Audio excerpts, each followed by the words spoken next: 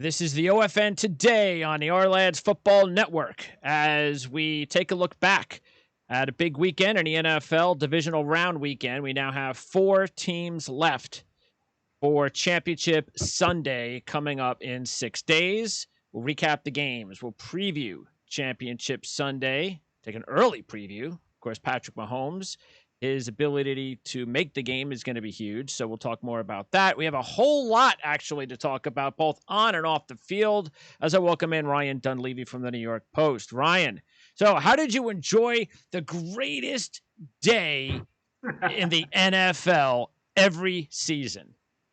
I thought there was only one good game. I know, Honestly, right? Again. If I was on, if I went to Mars for the weekend and came back and I was like, what did I miss? I would feel like I didn't really miss much. I mean, there's a lot of news, a lot of stuff. Patrick Mahomes' injury. This guy got hired. That guy got hired. But from a 4-game standpoint, if I was on Mars for the weekend, I'd only miss watching the Chiefs-Browns game. Yeah, Saturday was pretty bad. And we'll get into it all. But yeah, Saturday was pretty lame. Sunday there were some moments, but unfortunately at this point so far in the 2 weeks, we haven't had the big playoff game. The last second field goal, maybe the controversial call in the final 2 minutes to decide the game. The Chiefs-Browns game had a lot. It had a controversial call, or at least a controversial rule, if not a controversial call, and it had, a last minute ending. That was an excellent game. But the Saints-Bucks game was tied at 20 in the fourth quarter, and I still think it was a dud.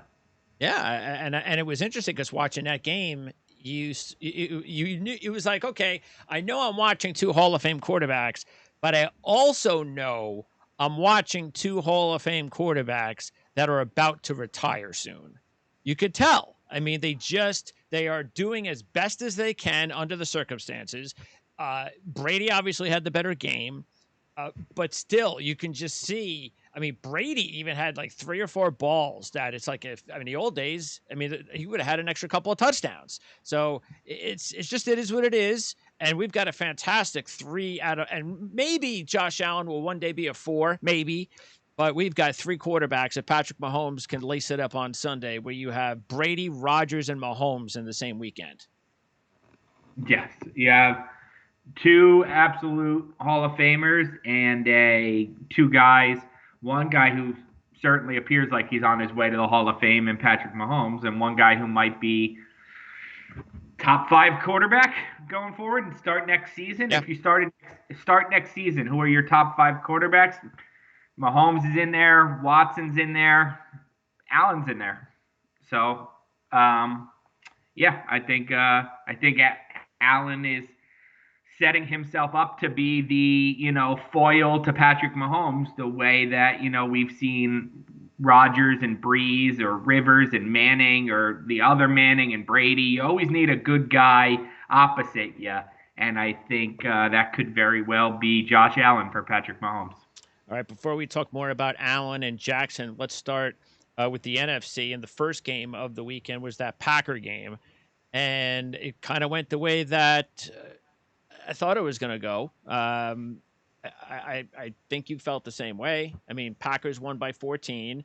I didn't suspect the Packers were going to rush for 188 yards, though. That was a big surprise. Aaron Donald was obviously not healthy. And with him not being 100%, we talked about that last week. The Rams just matched up well with Seattle. Their offense was going nowhere. And the Rams defense won the game. This was taking a step up. We talked about Donald not being 100% healthy. Goff, it was just asking way too much. And the Packers took advantage. Yeah, that's it. That's exactly what happened in the game. What Saturday proved to me, both games, I don't mean to jump ahead here, but both games, the Baltimore loss and the Rams loss, is that defense no longer wins championships. It's a nice saying for your high school football coach to print on a T-shirt and give to a bunch of guys. But offense wins games, defense wins championships really isn't true anymore. Not in the NFL, not the way the game is played today. And it's been that way, yeah. It's especially, what you need to have is a top 15 defense. If you have a top 15 defense, it's about your offense. So, yeah. Correct. You can't have a top three defense and a terrible offense, you're going nowhere. Yep. So What do you think that's about it. Goff? Do you think the Rams are going to stick with him short It term? doesn't. It doesn't sound like it. Listening to Sean McVay, here's what I know from covering this league. Anytime somebody puts a right now on the end of their quote, that is as close as they will tell you to the truth. And when he said he's our quarterback right now, Yeah, that's not that good. yeah, that was not good. You listen to what Joe Judge says about Daniel Jones. We believe in him. He's our quarterback. We're good.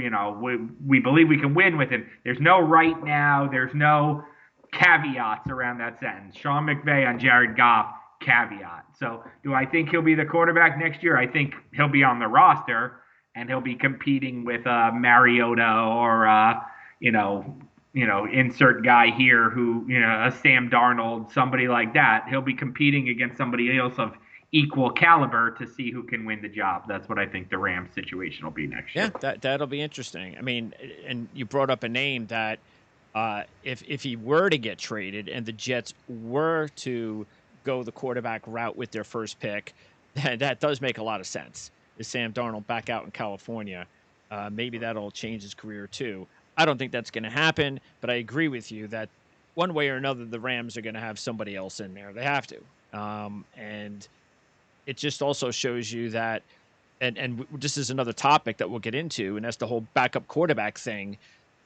Rams got lucky when they beat Arizona, but Arizona, that was a bad deal there to have a backup that just doesn't have experience in the NFL, and then they had their own backup playing. Yeah. It was a backup. It was Wolford versus I can't even remember the kid from Arizona. I know. CFL star. You see, this is why I just think, and maybe it'll happen one day, maybe 10, 20 years from now. I just think the perfect marriage with the NFL is the CFL. I just don't understand why the CFL, if it's all about their own identity and they don't want to change their rules, well, you're not going to have a league then. Your league, you don't have it. You don't have the economy. It just doesn't work. So if you want to maintain football, you're going to have to change your rules, go to NFL rules, and that'll be a feeder system to the NFL. I think it makes perfect sense. Yeah. And, I guess, I don't know. I really don't know why. I never really gave that any thought, but that makes sense. We try with the AAF or the XFL or whatever. I know. But we try with all of these startups, and here we have a perfectly legitimate 40, 50-year league. I don't even know how long they've been playing. Sitting there just – and again, the only thing is the rules. So change your rules, dude. I mean, come on. I know a lot of guys who have played in the NFL, as fringe players. I'll give you a name from Rutgers who played for the Jets for 4 years, Jamal Westerman. Oh, yeah. I remember Jamal. Who's made a good career in the CFL. Yes. And he said it's a really good football league. Like, yeah, the rules are a little quirky, but the football is good. So it is. I think the big thing, of course, is again, the rules and the quarterbacks. Because this is a quarterback, as we just said, he's like a big MVP of the championship one of these years. I don't even know his whole story, and he can't even. It looks like he would be a fourth string quarterback in the NFL. Yeah. All right, so never enough good offensive linemen, and there's never enough good quarterbacks. All right, now let's go to the other NFC game, which was the one late last night, Tampa Bay and Tampa Bay and New Orleans. Don't want to get ahead of myself there with that matchup, but Tampa Bay, New Orleans. New Orleans leads the game 20-13. And at this point, I'm still kind of thinking, all right, I mean, I'm still feeling Tampa Bay's ability to score, but now I'm like, well, wait a second. New Orleans had just put together their best drive of the game to score a touchdown. Now they're starting to march down again, and then the turnover. If that turnover doesn't happen, I'm not so sure New Orleans doesn't win this football game. But as soon as that turnover happened, New Orleans offense was sunk. Breeze couldn't do anything else. So, hand it to Tampa Bay's defense. Todd Bowles, they did a really good job. Shut out Michael Thomas, but Drew Brees, it's over, isn't it? Yeah, Drew Brees is going to retire this week. And look, he should retire. He's clearly not himself anymore. He couldn't push the ball downfield at all yesterday. You can say what you want about Todd Bowles dictating what was available for Drew Brees, but Drew Brees didn't let anybody dictate to Drew Brees in his prime. Exactly. So, That's nonsense. uh, yeah, so he's gonna retire, and he had a great career, and this I put this in my story on the game yesterday. Part of you feels like Drew Brees and Sean Payton, I don't want to say failed, but they didn't win enough, right? Like one Super Bowl is not enough Yep. for Drew Brees and Sean Payton. But then you look back, I'm not now, but I was a huge NBA fan in the 90s. I don't know if you were. Yep. And you look, Reggie Miller has no rings. Karl Malone has no rings. John Stockton has no rings. Charles Barkley has no rings. My guy, Patrick Ewing, has no rings. All these guys have no rings because their prime was Michael Jordan's prime. True. So I don't know that one is a failure. When you look back on it, you're lucky to have won when you played in the same era as Tom Brady. Like you're We lucky. probably have to ask a Saint fan how they feel.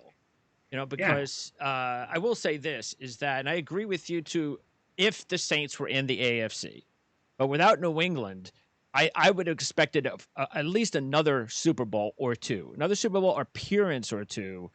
That I would have wanted. And, Breeze, I had said this the other day, Breeze, he has only had one playoff run in his entire career where he won multiple playoff games. well, they had a One. lot of buys. Well, they had a lot of buys, right? How many times did they get to the NFC Championship? I don't know that actually. How many times did they get to the Yeah, NFC? I mean, He was 9-9. probably had a few championship losses. Yeah, probably had a few, He was probably a nine, couple.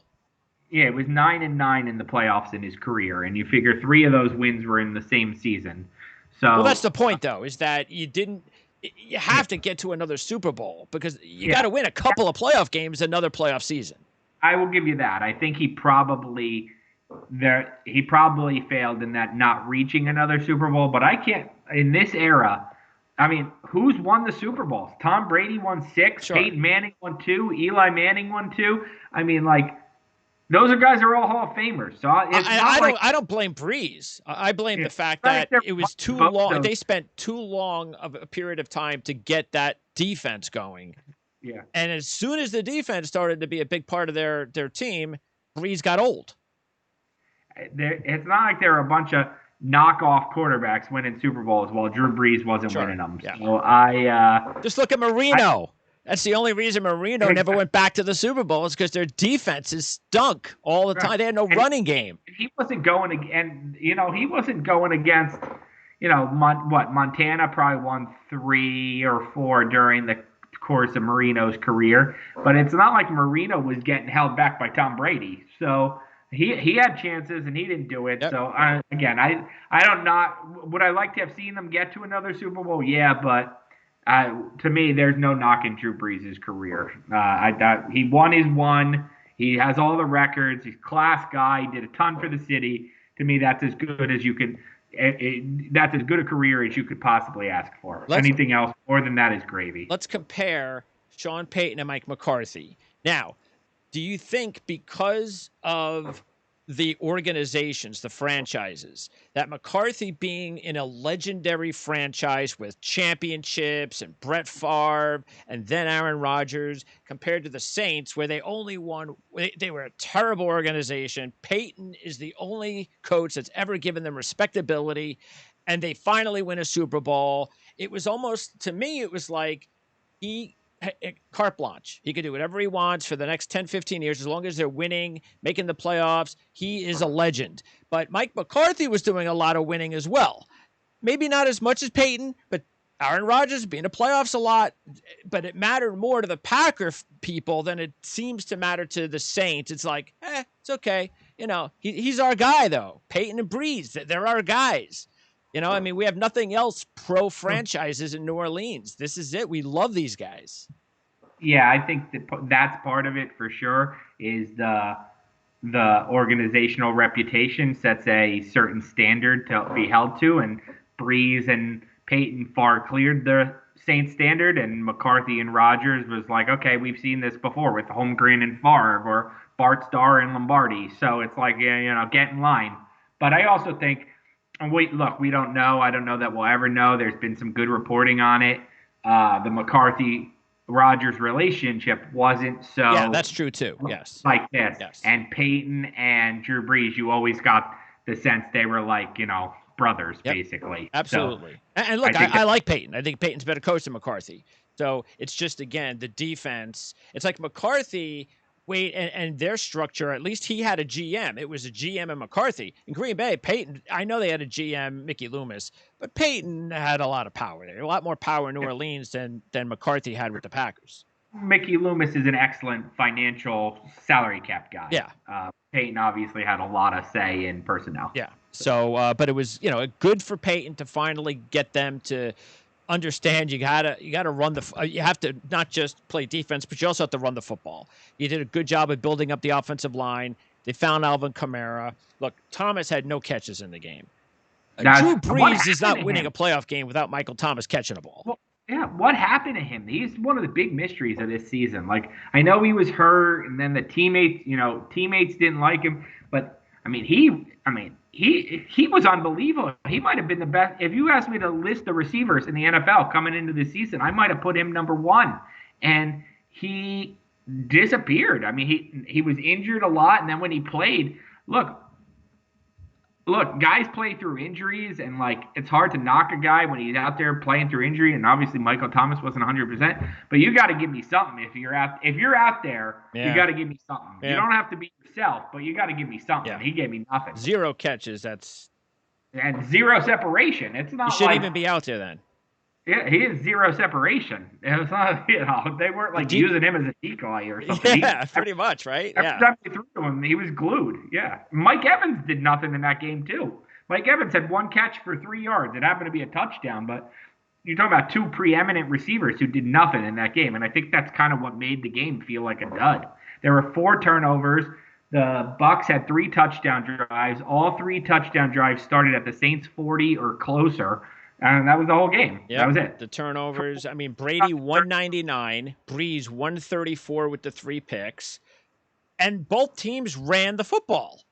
Fournette and Jones combined for 125. Kamara was 18 of 85. That's what you want out of Kamara in a playoff game. But he didn't have a big game receiving either. No, he didn't. So, no, he didn't. No. Nope. So, not a. When Traquan Smith is your number 1 receiver, it's usually not going to go very well for you. And speaking of Traquan Smith, I want to take a look at this clip. This was the clip of the flea flicker. To the outside and a direct snap to Kamara. Now Winston. Now Traquan Smith. Flag is down. Smith is into the end zone for a touchdown. Now, what's interesting here is when you're looking at it, and I'm looking at this, now I'm going to go ahead and replay this and we can talk. I'm looking at it as it's told. You see the flag go off. As soon as you see the flag go off, and I'm a DVR guy, so I am constantly recording these games before I watch them. So as soon as the flag goes up, and I see it's a touchdown, I'm not even waiting for the call. I'm zipping back. I want to see for myself first. I want to see if I can find something first. So I look back and I go, no, I don't see anything on Tampa Bay. So this has to be a New Orleans thing. It has to be a legal man which actually was the reason they threw the flag. And then they picked up the flag. They say that the player was eligible.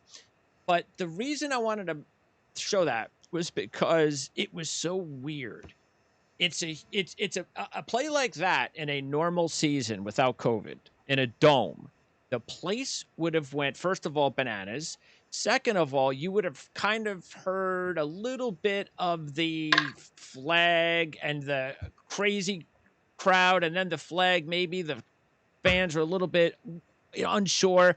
Then you probably hear the fans get excited before you even hear the call because they know it. It was just so weird. Even Traquan Smith, the way that he turned around was almost like, I looked at the flag. It was I guess it's it just didn't seem like it was going to be a touchdown. And it just didn't even have the feel of one of the biggest plays of the playoff season. No, I agree. We've had all season to get used to it, and I agree.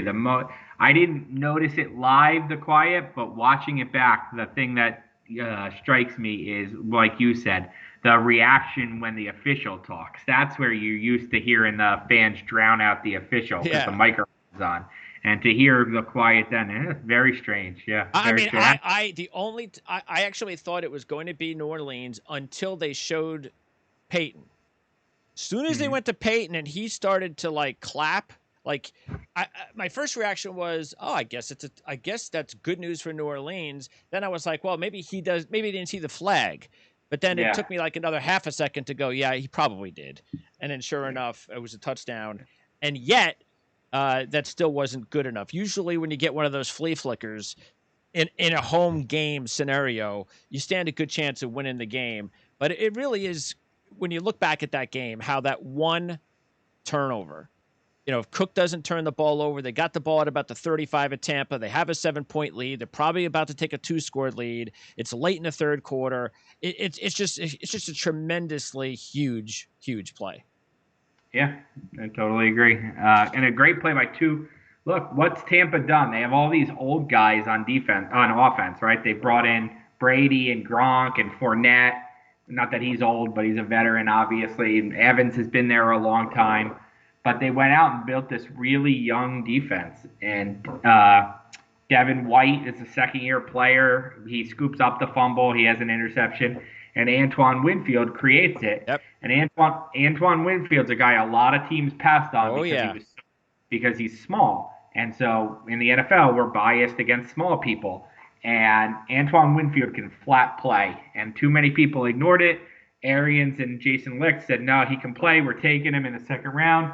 And then he had a great year. And actually, Bruce Arians, you got to love it, says after the game that Winfield should have been the rookie of the year. And without saying Chase Young's name, to give a pretty big knock to Chase Young. Said 7.5 sacks aren't nothing compared to what this guy's done, which I love it. I love it. Good for him. Yeah, Winfield, like you said, it just showed you. Now you want to know why Minnesota almost won the Big Ten last year. And Tyler Johnson made that incredible catch on third down going away from his body. And that was like what? They said he only had 12 catches all season. That's a great catch. And he's going to be another really good player. So when they lose Godwin, he's stepping into that role. He's going to be that guy that is hopefully going to take Godwin's place.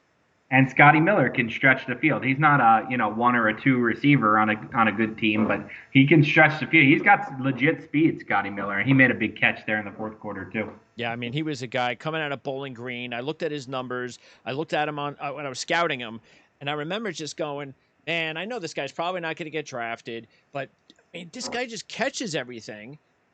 All right, let's see what kind of 40 he runs. But then I was thinking about, when you look at guys like that, especially as a Jet fan, you remember Wayne Corbett.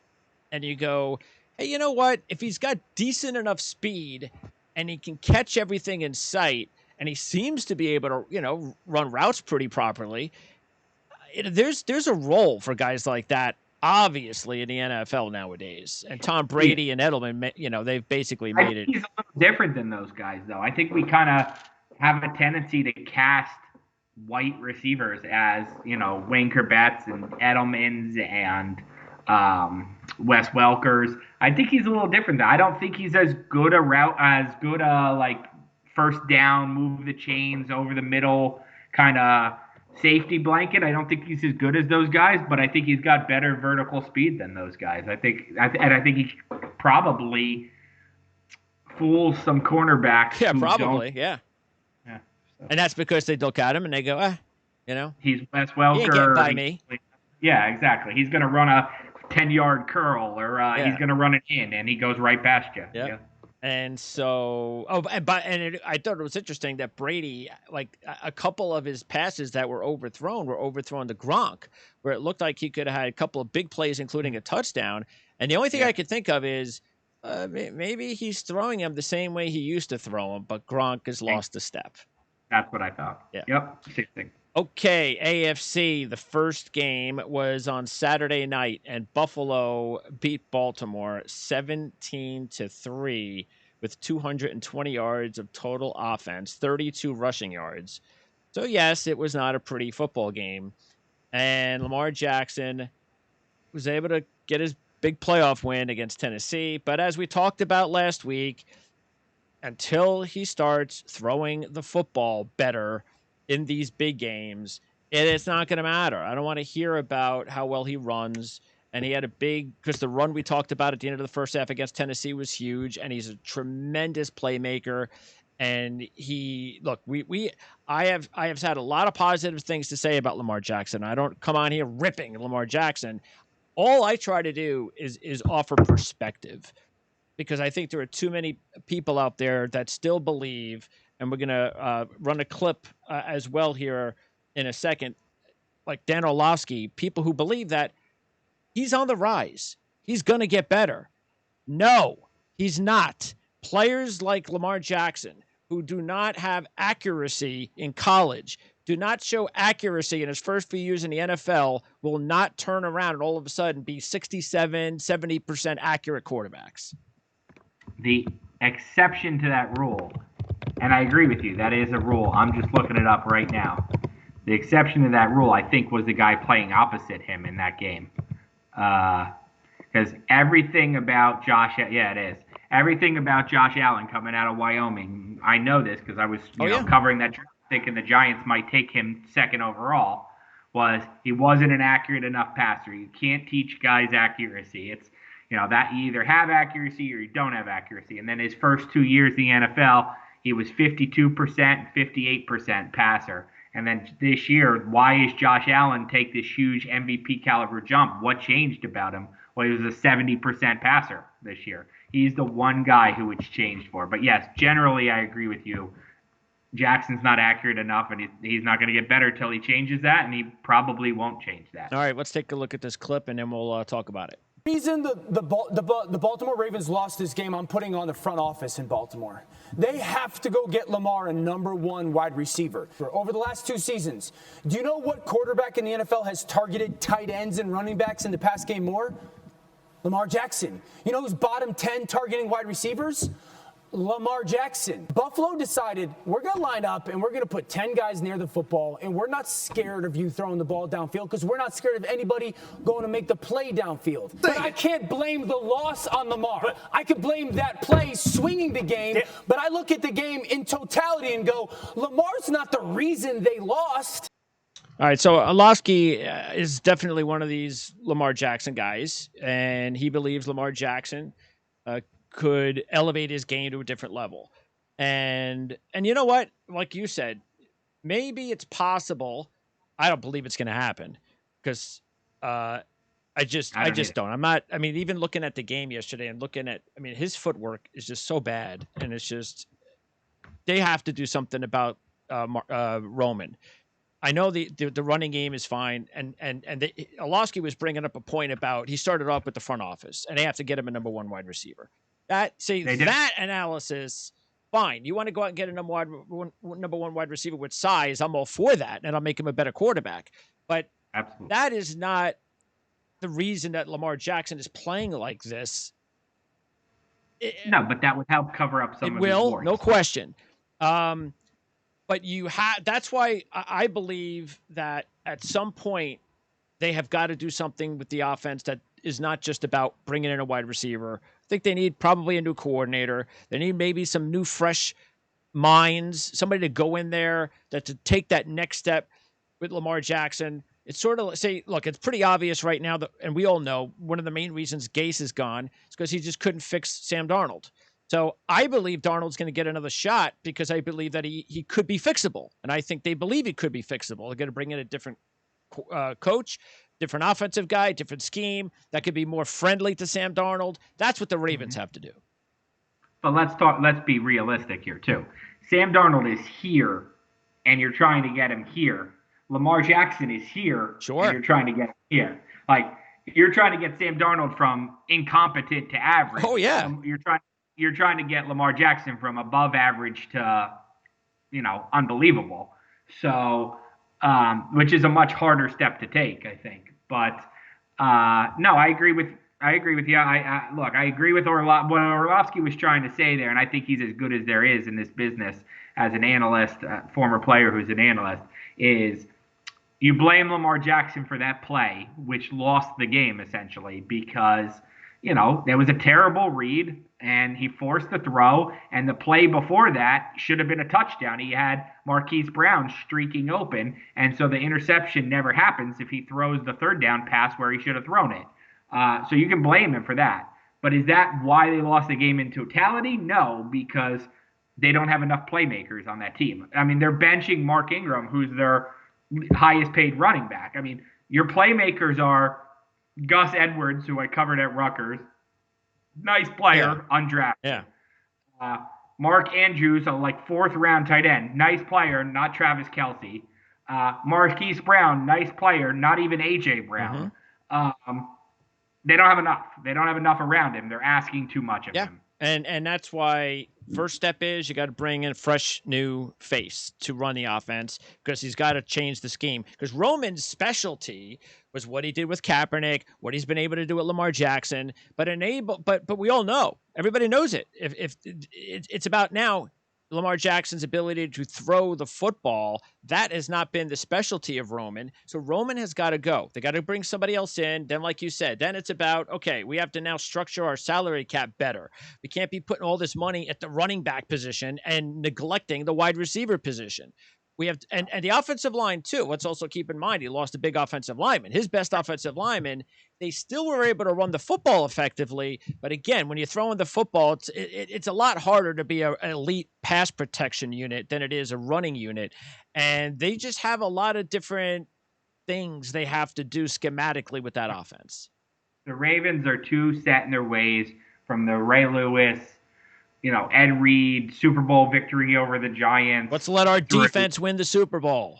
Correct. Through Joe Flacco, who was a good player, but never a top 10 quarterback. They're too reliant on, defense wins the championship. Yep. And we just said it doesn't anymore. Yep. So. Yeah. So, look, is it fixable? Yes, but we will find out in the next few weeks whether or not they're going to take that bold move for an offense that is record-breaking rushing offense and all that. And here's I'll say to that. Well, I don't think that's going to matter, because it didn't matter when Brian Schottenheimer was running the Jets those years with Mark Sanchez, and they ran all over the league. And that didn't elevate them to winning championships because they couldn't pass the ball effectively. And you could blame Brian Schottenheimer, fine. You could blame the quarterback. But eventually, even if you run the ball as well as they're running the ball under Roman, it's not good enough. Just not. No. Okay, next. And that is Kansas City and Cleveland. That's going to wrap it up before we go on to some other things. Oh, by the way, Huntley being the backup quarterback, what was that about? Where was Griffin and where was McSorley?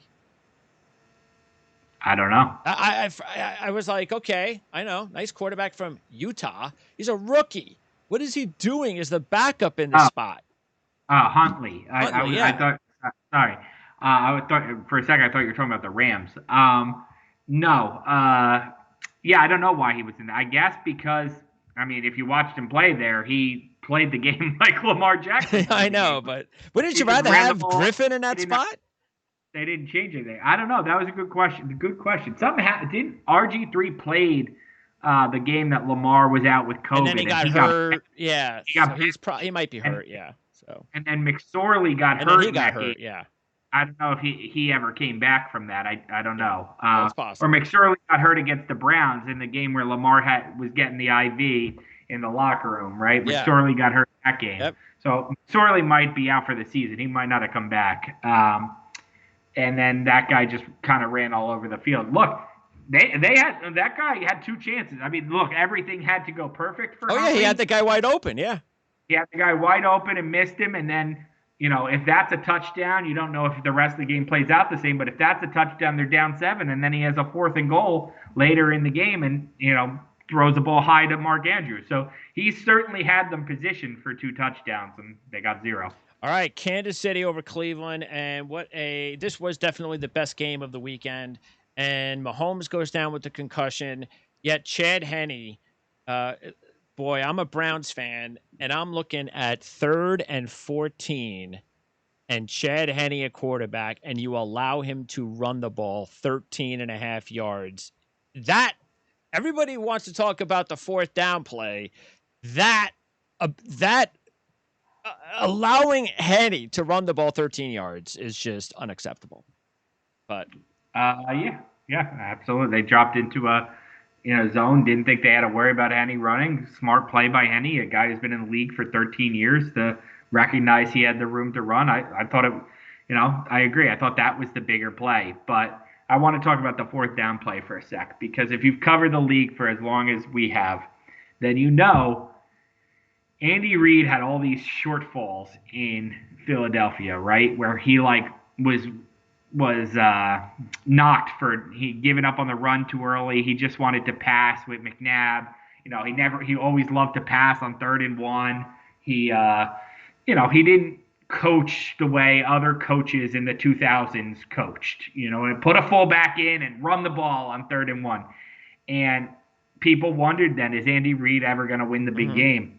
And it's almost like the NFL caught up to Andy Reid. Like the gods are now saying, like, Andy, you know what? 20 years ago, you looked like an idiot, Sure. but like you were actually onto something. And now Andy Reid, because he has 20 years of experience doing this, is like super poised in this spot. This isn't he isn't frazzled. He isn't burning timeouts. He isn't, oh my God, should we do this? Should we not? He's been going for it in that situation since 2002, since Tyreek Hill was born.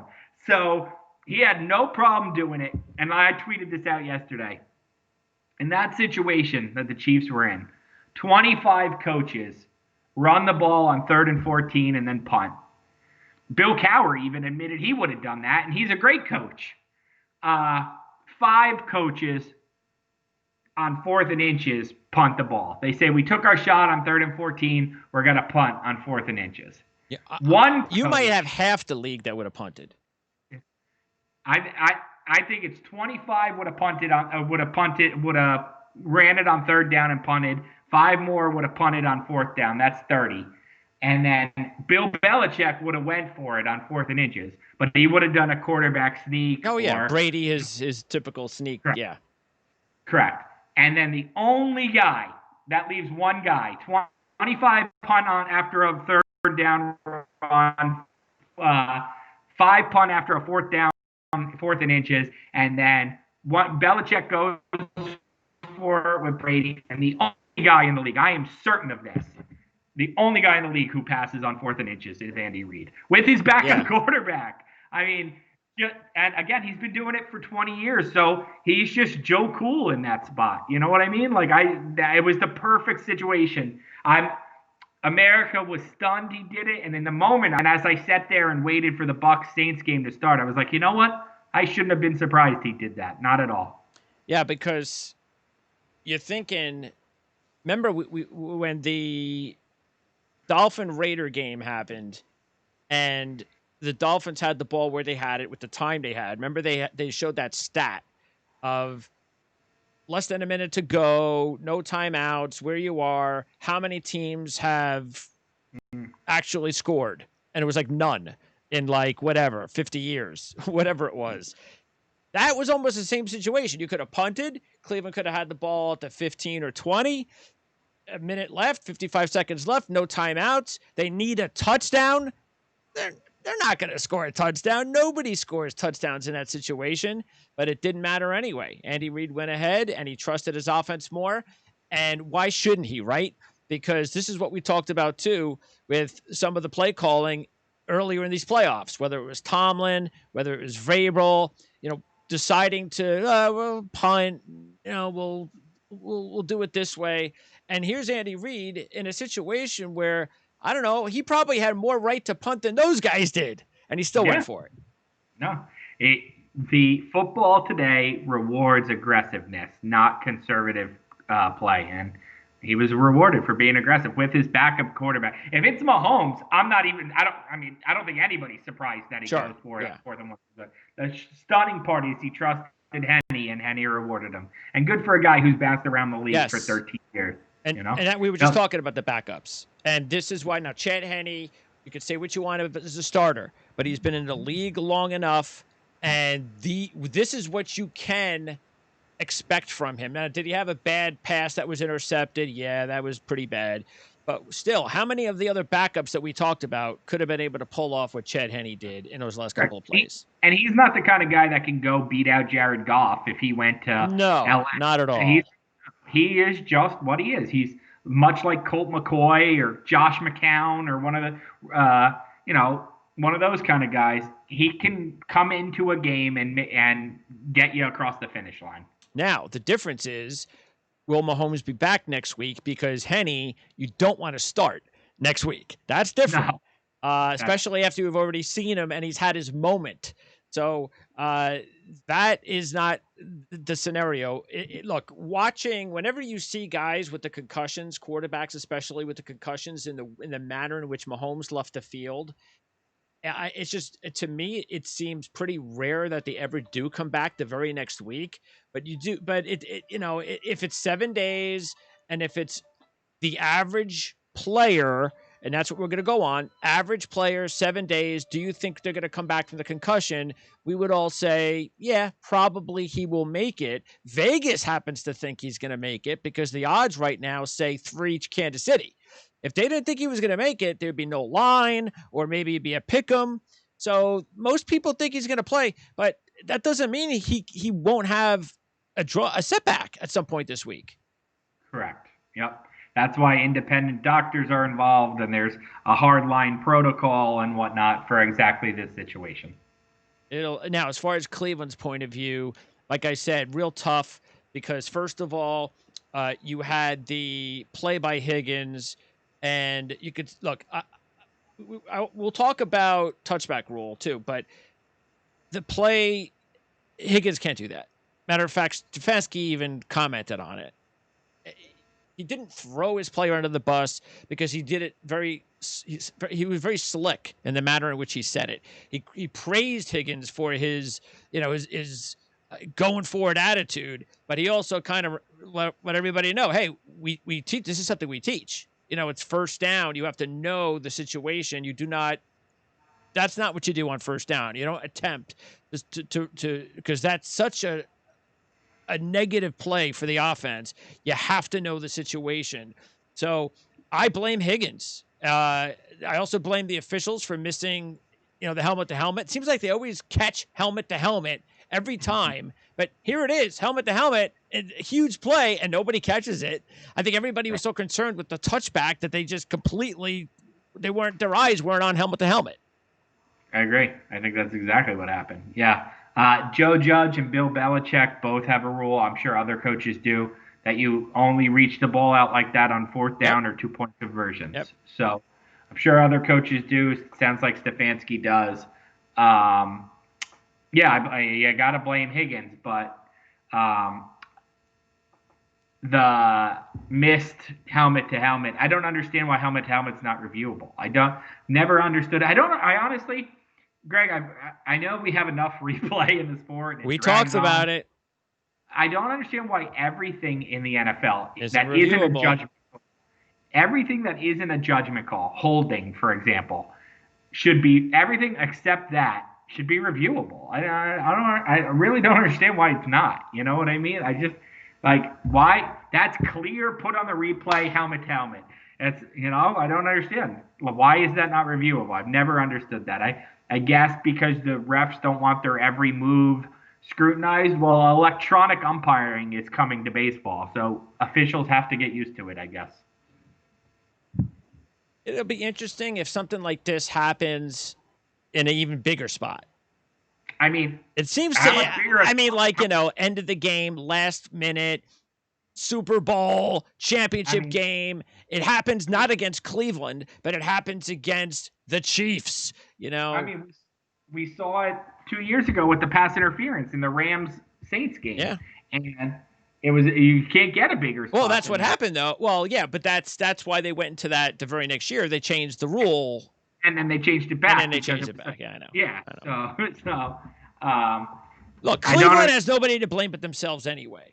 Because Chad Henne came into the game. You got Mahomes out of the game. I don't care how you got him out of the game. He left the game, and you had the ball with 8 minutes to go without Henne in the game, and you still couldn't beat the Chiefs. So that's your own fault. They punted on 4th and 4 or 4th and 5 around midfield and never got the ball back. Yep. So, and both teams ran the ball. And once again, I keep saying it, if you're going to beat the Chiefs, you can't allow them to run the football. I know it's easier said than done, but when they get 123 yards rushing on the ground, 5.1 average. Without Edwards-Helaire. Yes. You are not going to beat the Chiefs with Patrick Mahomes if that continues. So that's a bad. And look, the Browns, give them a lot of praise. They broke that long streak. You're not going to break that streak and win a Super Bowl in the same year. So it's a stepping stone kind of deal. First year coach. There's a lot to like about the trajectory of the organization. Unless you're the Bills, Greg, they could break the streak and win in the same year. Absolutely could. Well, yes, they could too. Yeah, right. Well, they made the playoffs though, last year. So correct. But yeah, because the Bills have also never won the Super Bowl, just like the Browns. Yes, so. And they same kind of hadn't won a playoff game in forever, and all right. Same deal. A couple quick other things, and then go to the coaching updates, and then we'll wrap it up. And that is we were talking about the injuries to the quarterbacks.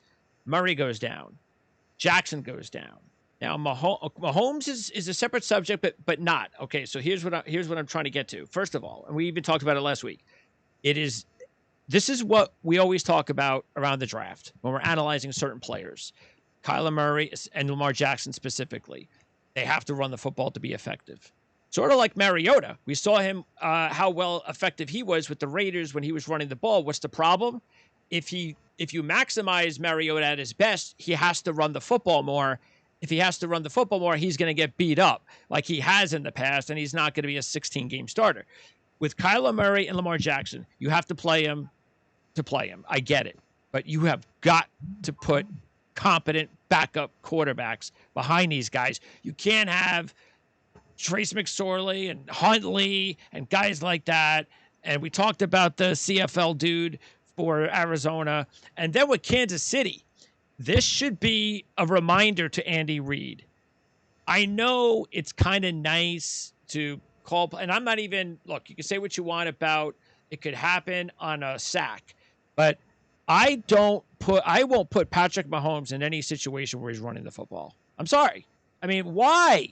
He's a great passer. I don't need him to run the football unless I know he's going to be able to slide. He's going to be able to run out of bounds. Don't call a play where he's going to sweep to the corner and get tackled and have a situation where you can get a concussion.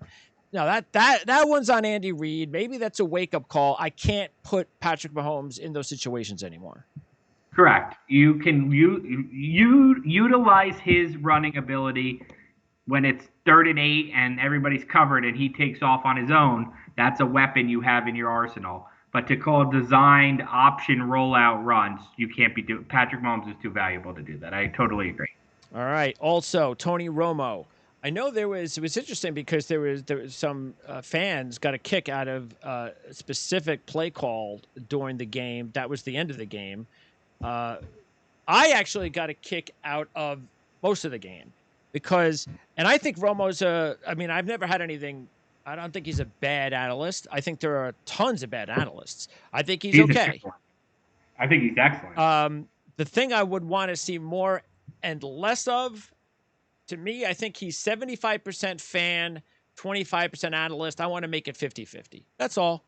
I want to be a little bit more analyst, a little less fan. Because the fan thing, it's just, I like the fan thing at certain times, but it seems like there are times when he does the fan thing, it just, I don't like it. But look, he is refreshing considering other analysts that are out there. But that's it. I just, to me, just tamper down the fan stuff just a little bit. I think he's excellent. And I think he's excellent because he's relatable. I think he's excellent because we all know it's been dissected a million times the way he can forecast what a play is before it's coming. There you go. That most analysts cannot do. Yep. That really adds to the fan experience. Heck, it adds to the media experience. Yep. So I think he's phenomenal for that. The way he got excited, it was hilarious. The fever pitch in his voice or whatnot.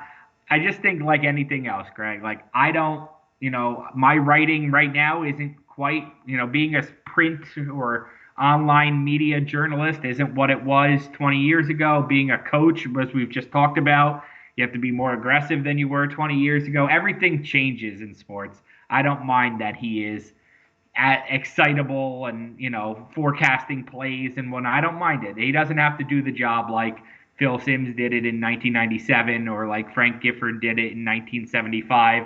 The job has changed, so I don't mind it. Isn't it telling how few good analysts there are? It's just, I mean, the amount of former players, the amount of, and I think maybe that's the problem, is that a lot of these producers are too narrow-minded. They think every single analyst must be a former player. Well, if that's the case, then you're limiting the possibilities, because so far I'm not seeing it. So maybe if you opened up the possibilities more, then maybe we would have some better better analysts out there. I just think that when you can only say, yep, Romo is likable and a couple others? I don't even know how many are there, but it's less than a handful. Orlovsky's excellent. I'm talking about during the game. But Orlovsky does a lot of games. He does college games. Okay. Yeah, he's excellent. No, I think Mark Schlereth is pretty good. I mean, there's some pretty good ones. I think that we're starting to get there. I mean, NFL Live on ESPN has Mina Kimes as an analyst. Obviously she's a woman. She's not a former player. So what would be really, very good. What would be nice if they could do is during the games, do we really, and Evan Lazard, I'm going to talk about him in a second, Patriot show, he even brought this up, and I agree with him, and that is maybe less ridiculous replays, which we don't need to see, and more graphics teaching us about what's going on in the game. I like that idea. That's a very good idea. I don't need to see a replay of every play. Yeah. Correct. Okay, now the big stories this week it's only been Monday, but it's already been wild and crazy, not only today, but over the last week with the coaching moves, and even Deshaun Watson we talked about last week. That's not going to go away anytime soon unless Houston hires a coach that Deshaun Watson agrees with. And the story is that they're now going to finally interview Eric Bieniemy, which you would think would be good news for Deshaun Watson. And they've got their eye at a couple other guys like Leslie Frazier. He's now somebody that I believe that they want to set up an interview with, the Bills defensive coordinator. So I don't know if they can fix that or not, but I don't know. What's your gut tell you on whether or not Watson will be with Houston?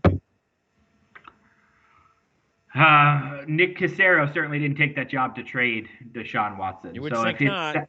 If it's salvageable, he will try to salvage it. You don't want to be the guy who went there and traded Deshaun Watson. That is not what you want your reputation to be. So, but it might not be salvageable. I mean, it might not be. So, what do you have to get for him? If you're talking about the Jets and the Dolphins, and then again, let's just go over there, because those are the only two programs that could give Houston what they want. Probably 3 1s. And change, like 3 1s and a third, or 3 1s and Sam Darnold. And two. Well, it doesn't have to be 3 1s and Tua, because Tua would kind of count as one of the ones, I think. So like 2 1s, Tua and a third, or 3 1s and Darnold, something like that, I think. But it's hard because there's no comparable trade. Mm-hmm. Like when you're like, okay, Diggs might get traded. Well, it's like, okay, well, Odell Beckham got traded, so we can kind of match up a Stephon Diggs trade. There's no comparable trade for trading a 25-year-old, quarterback who's top 5 in the league. There's just no bar for that. Yeah, I still don't think it's going to happen. Like I said, I think what Houston's going to do is they're going to hire somebody that Deshaun Watson is happy with, and that's going to change everything. That's not why Nick Cassero took the job. He didn't take the job to hire a coach he doesn't want to hire. Yeah. That is a terrible situation. It is. But look, and I can understand completely what Deshaun Watson is going through, because that is just a very poorly run franchise. It might be one of the most, if not the most, poorly run franchises in the league. So everything that has gone on behind the scenes within that front office has been a disgrace for far too long. And so I get it, but to me, it's just happening so fast that I think because of that, I think it could go back the other way just as fast. But we got to hire the right coach. Speaking of the right coaches, let's take a look. First of all, let's get on to Urban Meyer. So Urban Meyer becomes now the Jacksonville head coach. But you believe in your twinkle toes that at some point Urban Meyer is going to. You don't trust that Urban Meyer is going to make it. I would tell you this. Sorry, I just got a text with some NFL stuff in it. I would tell you this to share about on Urban the show. Meyer. I didn't think Urban Meyer was going to take the job. I'm surprised he did. But I would tell you that I don't think he's long for the job. I don't think he'll be a 6-year NFL coach or more. Like, I think he's probably hoping to turn this around pretty quickly and prove to some people that he could win anywhere he goes. I think it could be almost like a Jim Harbaugh situation with San Francisco, where he's lightning in the bottle and then out in 4 or 5 years. I think that could happen. But again, I didn't think he was going to take the job, so I was off on that. I have made plenty of calls on that. I know a lot of people who know a lot of people who know Urban Meyer. So I didn't think he would take it. Now that he is there, obviously he has been pretty upfront that he took the job because they have the number 1 pick. He wants to coach Trevor Lawrence. It's always been an infatuation of his. So I think he will do a pretty good job getting them back to respectability. I don't know that they can win a Super Bowl, but in that loaded AFC. But I think you will see them at 11-5 probably by the 2022 season. Yeah, with what I was thinking, I was saying, you know what? If he was going to take a job, this is the job, because he has an owner that stays away, he will let you do your thing. Whoever's going to run the personnel department, the GM, is definitely going to be somebody that Urban Meyer basically, hey, he's my guy. So who's really running the organization now. It's in a territory and region of the country that is perfect for him. So he knows the area well. So, I mean, if he was, and he gets Trevor Lawrence, if he was ever going to pick a job, this job was probably too perfectly set up. That, let's just put it this way. If he said no to Jacksonville, then he was never coming back to the NFL. Correct. Yeah. The things he has to do are hire a GM who knows the salary cap in and out, because that's something he's never dealt with. Get used to losing, because even the great NFL coaches only win 65% of the time. He wins 90% of the time. And hire a staff of guys who know the NFL. He can't just bring all his college guys with him. We've seen college coaches do that. They bring their college staff, and then they're not the right fit for motivating NFL players.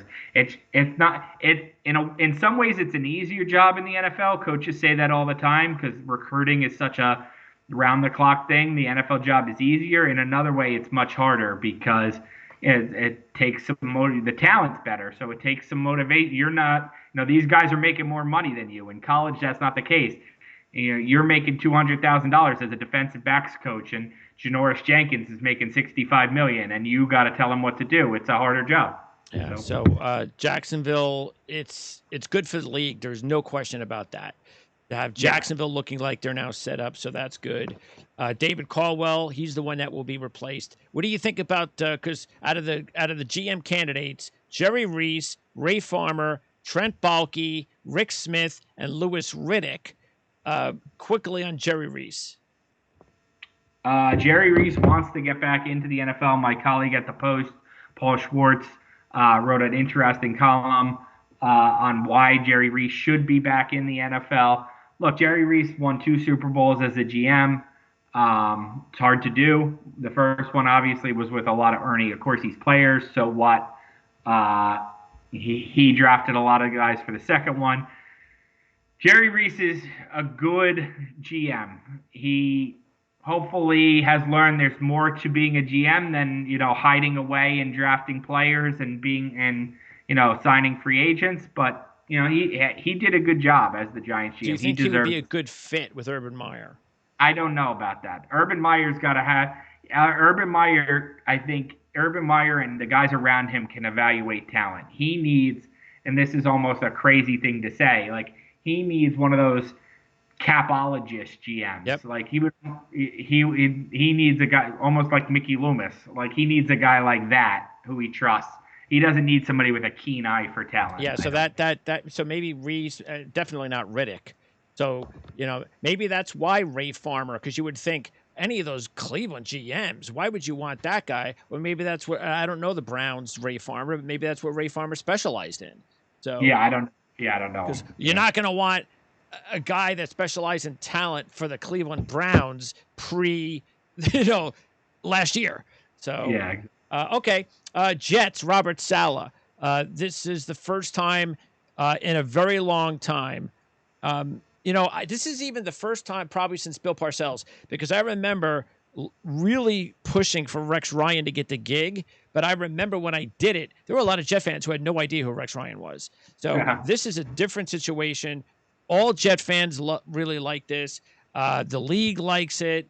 It's just amazing that as a Jet fan also, that even people who were bickering about all sorts of things as Jet fans, Jet fan thinks this, but the other Jet fan thinks that, to have them all in unison is something that, like I said, I haven't seen since Parcells, so it's a really good deal.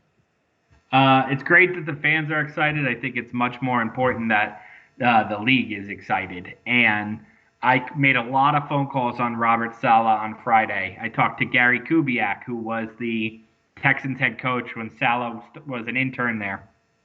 Talked to Gus Bradley, who's one of Saleh's mentors. I talked to Paul Posluszny, the Jaguars linebacker, who was there when Robert was a position coach. And not one of them mentioned his schemes or his defensive prowess. The things that came up were his work ethic, were that players love playing for him and that coaches want to work with him. And I think that's super important to building a staff. Coaches don't want to go work for somebody who they think they're going to uproot their family and then they're going to be out of there in a year. Coaches want to work for him. Like the leadership quality that from an early age, he was interested in free agency and salary cap and how the whole thing comes together, not just on, 3rd and 5 blitzes. So I think they got the right guy from that standpoint. Everybody who knows him talked about him as a guy who's head coach material. He'll be, he'll be watching the offense when the defense is on the bench. He won't be talking to the defense. And he's also, and what you also, I think maybe some fans will get misled by is see all the highlights of how he reacts on the field. He's not Rex Ryan. So that's what I tried to say on the Jet show the other day. Does he get excited? Yes. On the field? Yes. That's not him, though, all the time. That is not him behind the scenes. He's not the type of guy that is going to wear out the building in a year or two. And even if we win, we have one bad year. We're going to want him, we can't deal with this guy anymore. He's not a lot of bluster. Exactly. No. So, and they bring in LaFleur, it looks like, another LaFleur, which is good because this is going to give Sam Darnold the opportunity. This is basically a dumbed down offense. This is an offense that, hey, you know what, Sam? You're thinking too much. No more thinking for Sam Darnold because it's the closest offense Gase ran to Bates in his rookie year when Darnold actually looked probably better than he did in years 2 and 3. Absolutely. Yeah. Absolutely. I agree. Yep. This is going to be the same offense the Niners run, the Rams run, the Packers run, all versions of that same. Like we used to talk about the West Coast offense used to be all the same with Holmgren and all his, disciples. This will be a very similar version of those offenses. And I will say this, and again, I just don't think Watson's leaving Houston. The only reason why I would be a little bit concerned as if I'm Joe Douglas with Watson, if he does, Sean Watson is now going to leave Houston and he's talking to Miami, he's talking to the Jets. Even though I'm all for Sam Darnold, again, I'm Joe Douglas, let's say, and Saleh, we're going to go give Sam Darnold a shot. Letting Deshaun Watson get traded to Miami, that would be the thing that I'd be like, well, maybe we should try to do something extra to keep, if we're going to, I'd rather have him on my team than on the Dolphins. I mean, whether it's Miami or not, if you can get him, you have to try to get him. It doesn't matter where he goes. I wouldn't let Miami impact me. If you can get him, you should try to get him. But the problem is the Jets, need better players. I know. Deshaun Watson's a much better player than Sam Darnold, but Of course. he still needs help. Patrick Mahomes is great, but you know who else is great? Travis Kelce and Tyreek Hill and Sammy Watkins was a top 10 pick, and the defense is good, and Hilaire was a first round pick. Like, it's great that Deshaun Watson is great. He's not going to look great with Jeff Smith and Braxton Berrios and Frank Gore. Like, it's just not going to. He's not going to look great. Yeah. So you're gonna and you'd also wind up being in a bidding war with Miami, and if that happens, you're gonna have to overpay even more. And you, like you said, you just can't do that. So. The talent is just look. I think the whole idea of bringing Darnold back another year to give him a shot with this new coaching staff and with all this extra draft picks, with all these extra picks, with all the free agency money you're going to be able to spend and bring in 10, 15 new players. I think you should feel pretty excited about the fact that you can win with Sam Darnold, and it won't cost you that much compared to Deshaun Watson, of course. All right, quickly, Brandon Staley to the Chargers. That was a big surprise. He's your guy. You take him. He's your guy. We talked a lot about him since we were talking about the Jets possibilities. Of course, he's a Fangio disciple, so he's a very young guy. He's come from nowhere. It's just surprising because everybody thought Daboll was going to the Chargers. So, I mean, I don't know what that says about Daboll. Because I know Daboll. Look, I was not a Daboll guy. If it was me, I'd rather have Staley than Daboll. But it was just shocking that it happened when most people thought it was going to be Daboll. My guy was Arthur Smith. Your guy was Staley. So they both ended up getting jobs, which is strange because if you had asked me before this, if you asked me on December 29th, who are the two most likely guys to fill these 8 openings, I would have said Eric Bieniemy and Daboll. And right now, neither one has a job. And it looks like Bieniemy, unless he gets the Houston gig, it looks like he may not. And I'm beginning to think already he's not a good interview. Maybe they're looking at what happened to him years ago, the baggage. And even though he's been a model citizen for whatever the last 10 years, he's got baggage. So I just wonder, I mean, I think the interview is the biggest deal. He just must not be a very good interview. I've heard those rumors already. And I mean, the guy is interviewed a ton of times over the last couple of years. Why can't he just hit it and click it with one GM? Something's off there. Yeah, I don't know. Something is off. Yep. But no one, I mean, the idea that the Eagles were going to hire Mike Kafka, obviously it doesn't sound like they are, but that was floated out there. Mike Kafka? Yeah, the idea that he was a candidate is appalling to me, that you would bypass Bieniemy for Kafka. And it doesn't sound like he is. Is he on the staff right now for them? He's their quarterbacks coach. Yeah. Well, yeah, he was like their quarterback like 2 years ago, right?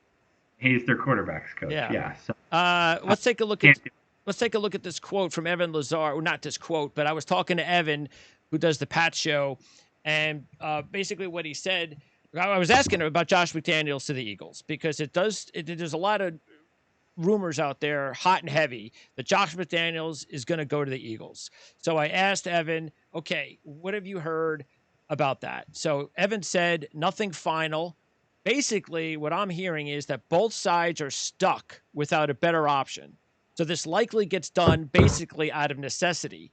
Nobody wants to coach the Eagles, and nobody wants McDaniels. So, and there are connections there. There are connections with ownership and the GM within McDaniels, the organization, and so forth. So it's not the craziest idea. It's just that this has come from nowhere. Here's what the Eagles coaching search has taught you. Don't fire your Super Bowl winning, respected coach. Without a plan. Without a plan. Yes. I agree. If your plan is to hire Todd Bowles, you got worse at head coach.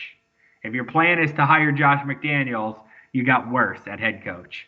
So if you hire Lincoln Riley, you might have got better at head coach. If you hire some other guy, you probably got worse at head coach. Yeah, you got Bowles, who gets another interview. Bieniemy maybe, who knows? He's not even on the interview list. Gerard Mayo.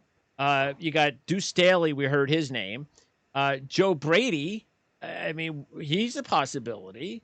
And then you got McDaniels, who seems to be at the top of the list. I think if this McDaniels thing is going to happen, I think we'll probably hear something maybe more definitive by the end of the day.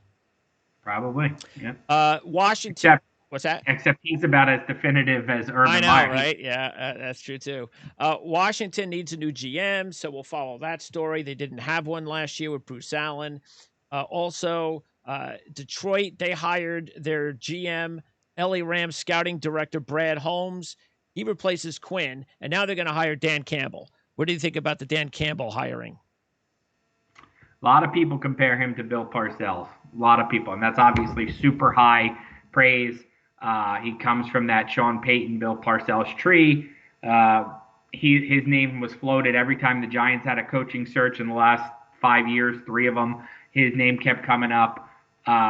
It's a big jump, I think. It's a big jump to make from where he was to where he is. But almost like a Joe Judge kind of guy, they think he has it. They think he has that quote-unquote it factor, that, I hate this phrase, that leader of men factor. So we'll see. But I think they think he has some CEO in him, which is what the new thing that every franchise is looking for.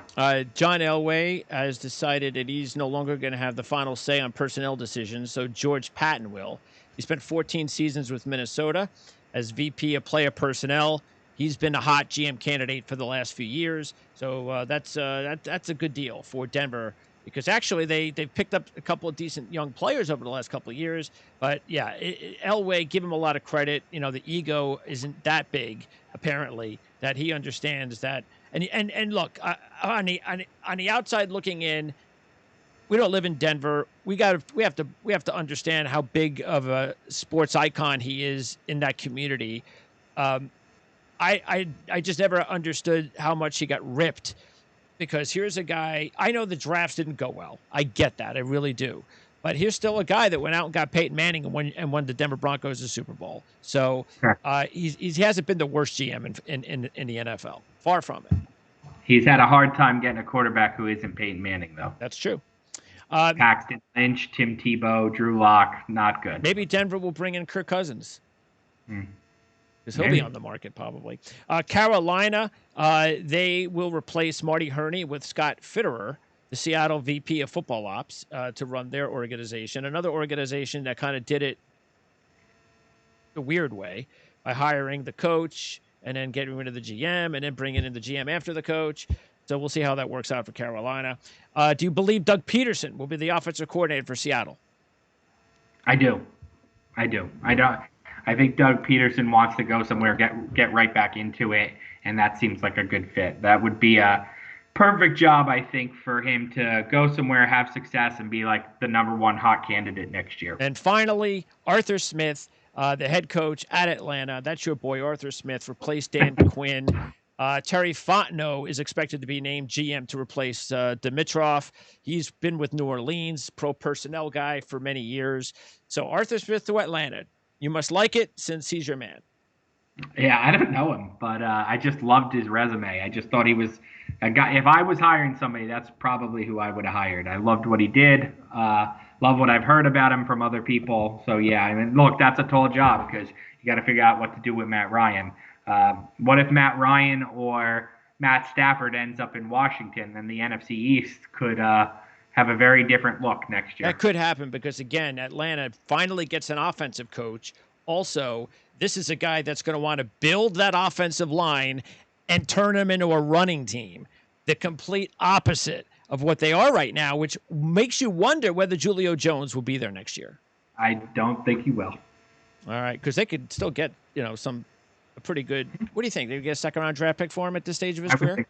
I would think so. Maybe 2. Maybe a second and a third, or maybe a second and a fourth, something like that. Yep. All right. By the way, Jim Harbaugh still stayed at Michigan. Yeah, Jim Harbaugh. Yeah. I know I'm like one of the very few people that wants Jim Harbaugh at Michigan. 9-4 next year, boys. All right. Finally got our quarterback. And Mike McDonald is our new defensive coordinator over at Michigan. They got a nice young, up-and-coming coordinator to get rid of that old man, Don Brown. I think he's in Arizona, which is a good fit for him. But I'm excited to have Mike McDonald as my dude defensive coordinator and my 5-star true freshman who under Jim Harbaugh probably won't see the field until he's a senior. 9-4, lose the Capital One Orange Bowl or whatever. Yep. All right. Ryan, good talking to you again. Next week, we'll take an early look at the Super Bowl. Sounds good. Believe it or not. Thanks. Thanks. Take care.